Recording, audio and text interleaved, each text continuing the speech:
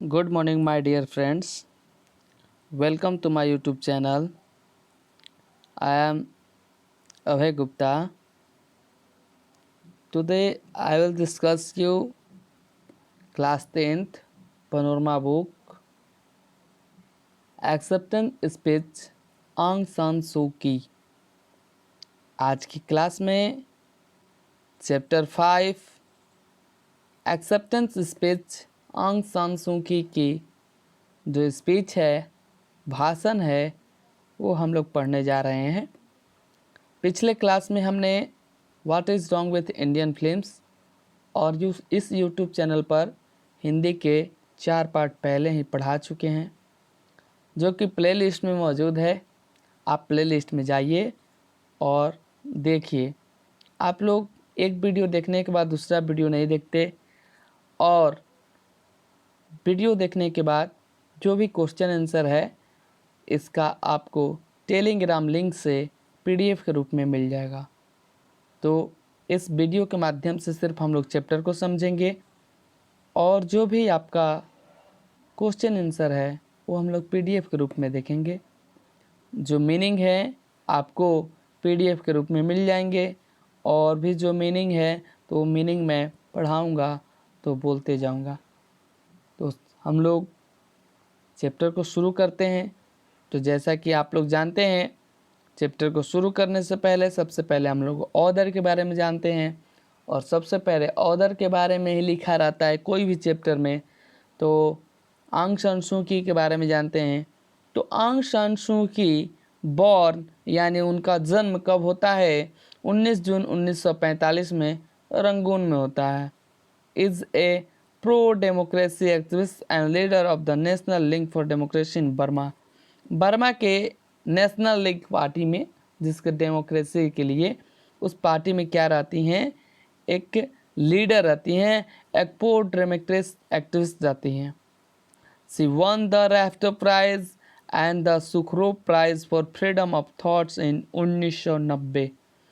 इन्होंने बहुत सारे प्राइज जैसे कि Rafto prize, Sakharov prize, freedom के लिए उन्होंने 1990 में जीत चुके हैं, मतलब इनको पुरस्कार मिल चुका है।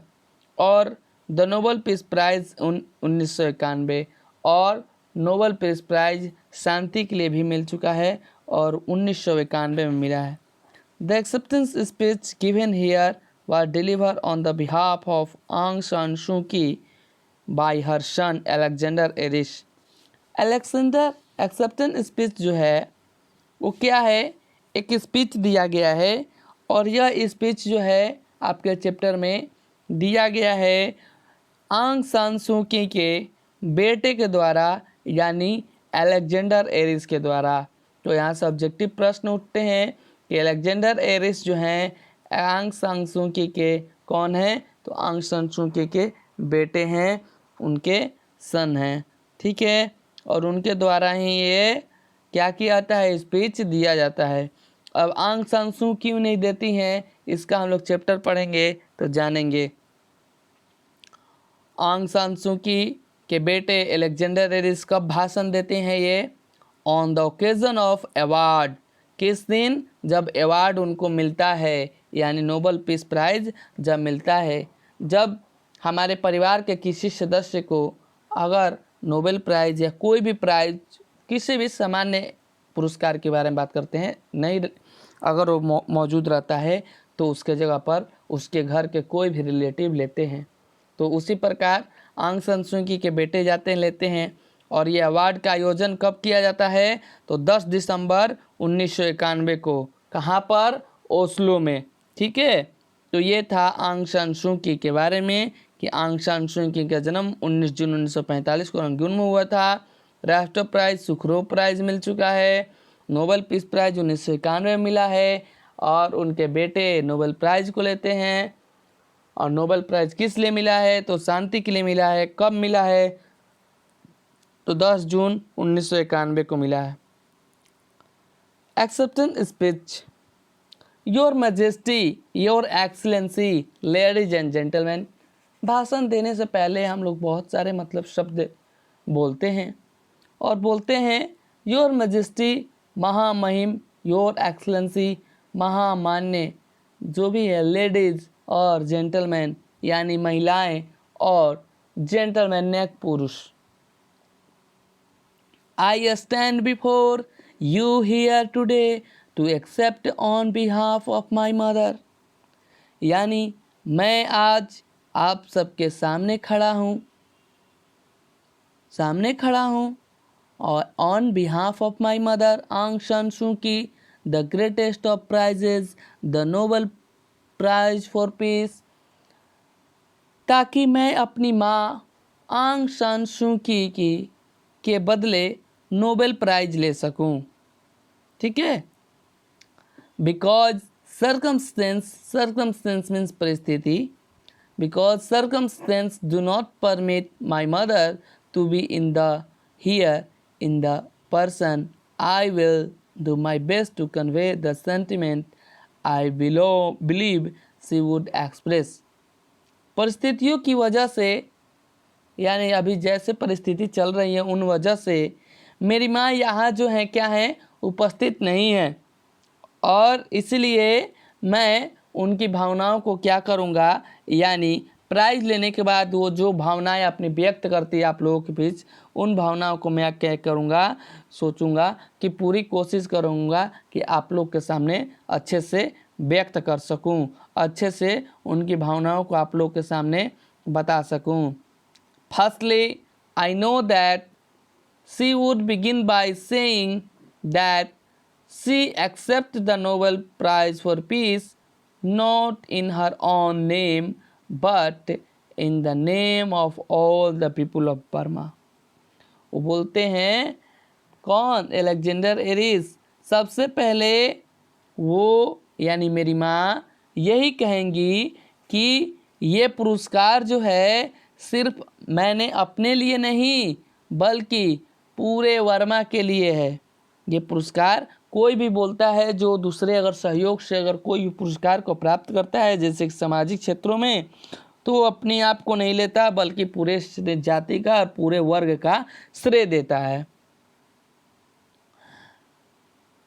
She would say that this prize belongs not to be her but to all those men, women and children who, even as I speak, continue to sacrifice well-being, their freedom and their lives in pursuit of a democratic Burma। फिर बोलते हैं कि वो ये कहेंगी कि ये सिर्फ उनकी नहीं है, यानी सिर्फ वर्मा के और भी जो लोग उनकी नहीं है, उन सभी महिलाओं, पुरुषों और बच्चों का है। जैसा कि मैं कहती हूँ, अपना हित, अपनी स्वतंत्रता और अपनी जान, यानी अपनी जान जो उनकी है लोकतांत्रिक वर्मा के लिए प्रयत्न में अर्पित करते रहे हैं। यानी वैसे लोग जो सोल्जर, जो भी बहुत सारे लोग हैं जो कि उस वर्मा के लोगों के लिए अपनी जान गंवाते गए, उनके लिए भी ये है। There is the prize and there will be the eventual victory in Burma's long struggle for peace, freedom and democracy। शांति, स्वतंत्रता और लोकतंत्र के लिए वर्मा के लंबे संघर्ष में उनका जीवन जो क्या है, उनका जीवन का अंतिम विजय क्या है, होगी, और उन्हीं को क्या है पुरस्कार, उनका ही पुरस्कार क्या होगा, उनका ही पुरस्कार मिलेगा, उनको ही पुरस्कार ये समर्पित है।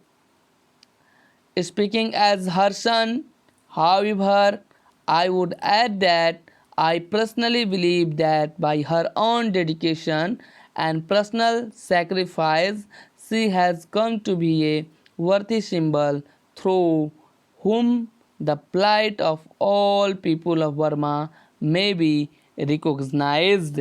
यानी उनका बेटा जो है, उनका बेटा यानी अलेक्जेंडर एरिस, वो बोलता है कि उनका बेटा होने के नाते मैं बताऊंगा, मैं बोलूँगा कि वो अपने डेडिकेशन यानी जो भी समर्पण किया और त्याग करने का कारण एक ऐसा बहुमूल्य प्रतीक बन पाई है जिससे वर्मा के लोगों के हाल को देखा जा सके। ठीक है। And no one must underestimate that plight, और किसी के भी ये हाल कम नहीं आंकना चाहिए, यानी अंडरस्टिमेट नहीं करना चाहिए, अनदेखा नहीं करना चाहिए। The plight of those in the countryside and towns living in poverty and destitution, those in prison, battle and torture, the plight of young people, the hope of Burma, dying of malaria in the jungle to which they have fled, that of the Buddhist monk beaten and dishonored।